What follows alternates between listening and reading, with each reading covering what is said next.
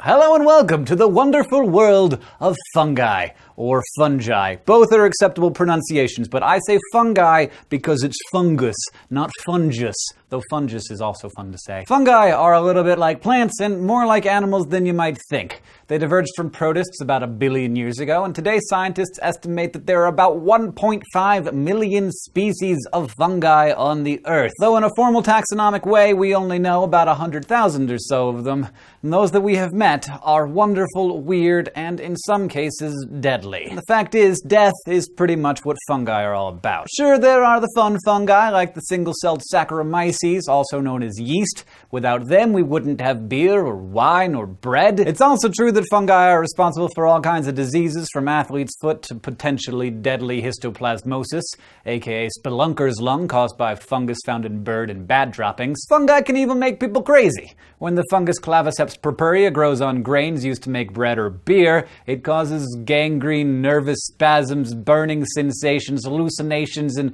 temporary insanity. One compound in this fungus, lysergic acid, is the raw material used to make LSD. And finally, there's the destruction that some fungi bring onto other animals.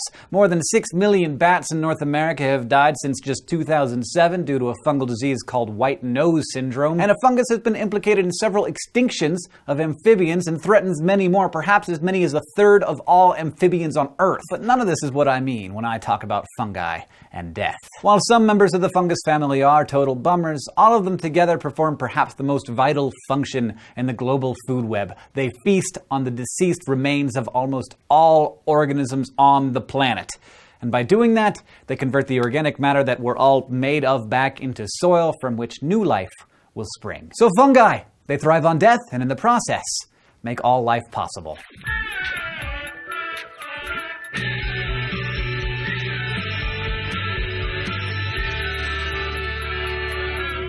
Aha! You didn't expect to see me in the chair so soon, but before we go any deeper into the kingdom of fungi, I wanted to make a toast to Louis Pasteur in the form of a biography.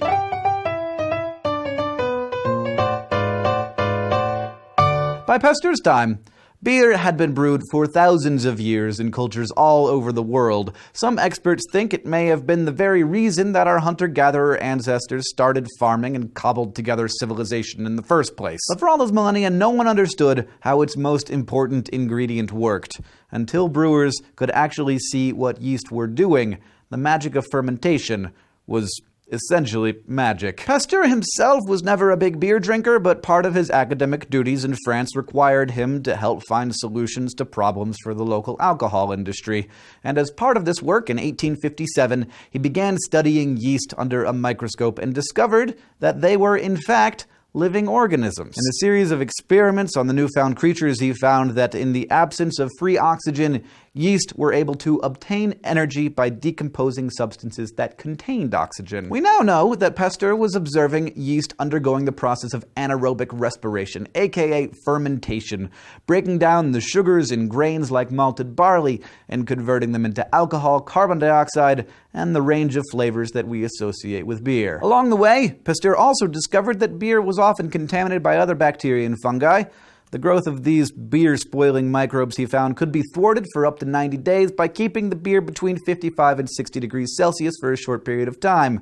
Today, we call that heating process pasteurization, and it's used in everything from milk to canned foods to syrups to wines. For our purposes, the thing to hold on to here is Pasteur discovered that yeasts decompose sugars to get energy. And it turns out, most fungi spend most of their time decomposing all kinds of organic matter. Often the matter is dead when fungi get to it, but not always. When a tree or a person or a deer keels over, fungi move in and start the work of decomposition. Same goes for that orange you forgot at the bottom of the fruit bowl. If it weren't for this fungal function, plants and the animals that eat them couldn't exist, because the elements that they take from the soil would never return. Thankfully, the decomposition performed by fungi recycles the nutrients for the enjoyment of plants and animals, as well as for other fungi. All of this points to one of the main traits that all fungi have in common. From single-celled yeast to giant multicellular mushrooms, fungi, like us, are heterotrophs.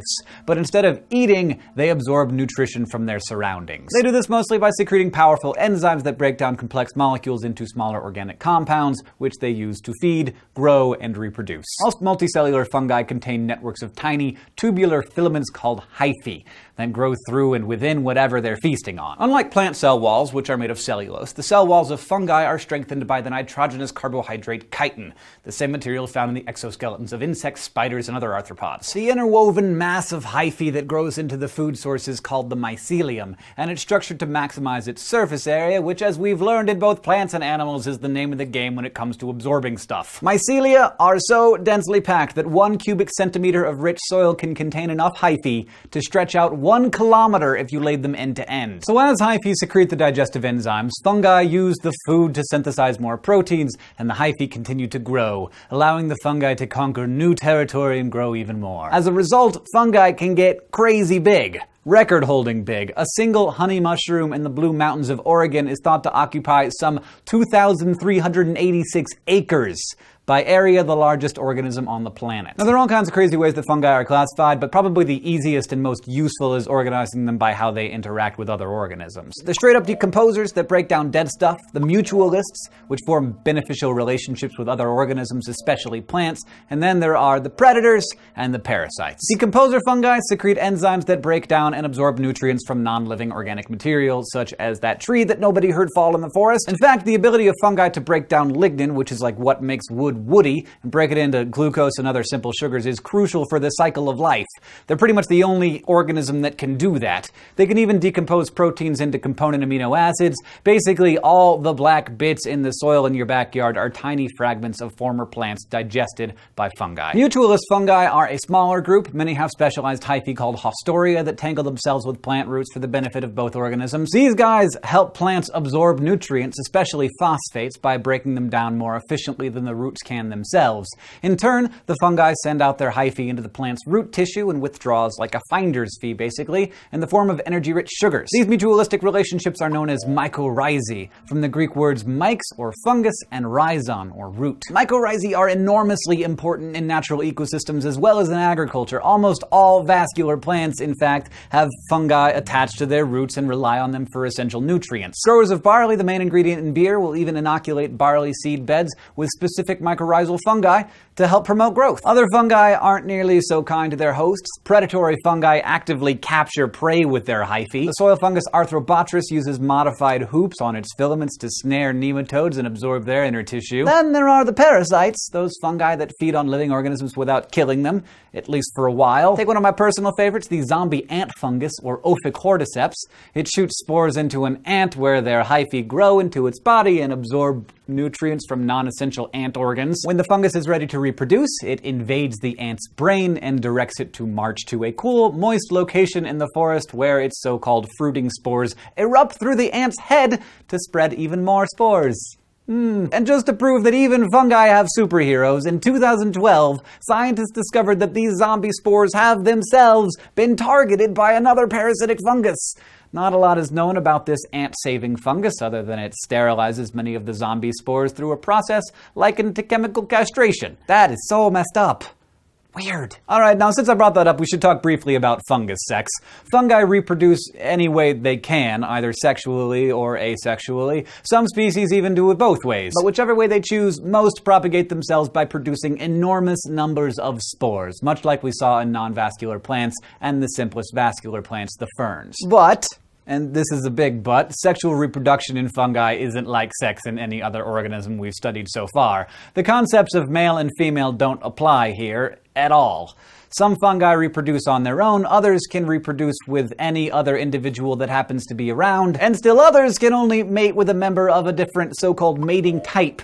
They're not different sexes, they just have different molecular mechanisms that either make them compatible or not. Sometimes these types are called plus and minus, and other times 1 and 2. In any case, it's still considered sexual reproduction because each parent contributes genetic information when they make with the spore making. It all starts with this beautiful chemical mating dance as the mycelium from one fungus sends out pheromones that are picked up and bound to receptors by another willing and able partner. This binding compels each mycelium to send its hyphae toward the other. When they meet, they fuse the cytoplasm of their cells, a stage of reproduction called plasmogamy. Sometime between hours and centuries later, yes, it can literally take hundreds of years for fungi to have sex. This union leads to the production of spores that each fungus is then able to disperse. Certain types of fungi, including the tasty morel, produce spores in sac-like acai contained in fruiting bodies known as ascocarps. That is the part that you pick when you're wandering through the forest. Some fungi shoot their spores off into the breeze, others spores float away on the water, more enterprising spores will hitch a ride on passing critters, hopefully to be dropped off somewhere where there's plenty of nutrients to absorb so they too can grow, send out sexual pheromones when their time comes, and let their hyphae do the tango. Finally, for some fungi, sexual reproduction just isn't all it's cracked up to be. They'd rather just get on with it themselves. Some of these grow filamentous structures that produce spores by mitosis. These structures are visible and they're called molds. The stuff on the orange in the bottom of the fruit bowl or on the heel of the piece of bread that you left for a roommate who decided to leave it for the other roommate who thought that you'd rather have it. In the unicellular yeast, the asexual reproduction occurs by old-fashioned cell division or the formation of buds that get pinched off into separate organisms. Since some species of yeast, like our beer-making friend Saccharomyces cerevisiae, convert sugars into alcohol, brewers create conditions that encourage high rates of yeast production, like giving them lots of sugar and oxygen, since more yeast means more alcohol. So yeah, fungi, they feast on death and they can make us go insane and turn ants into unholy zombies of the night, but because of their hard work in strange ways, they make possible stuff like agriculture and beer and everything else worth living for. So thanks to the fungus. And also thanks to you for watching this episode of Crash Course Biology, and of course, thanks to the people who helped me put it together. They're awesome. Thank you guys. There's a table of contents over there if you want to click on it and go review any of the stuff that you want to reinforce in your brain. And if you have questions or comments or ideas for us, we're on Facebook and Twitter, and of course, we're down in the comments below. We'll see you next time.